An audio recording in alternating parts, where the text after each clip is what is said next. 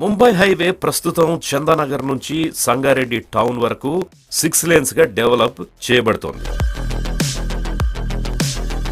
ముంబై హైవేలో ఇప్పుడు మనం చూస్తున్న ఏరియా రుద్రారం.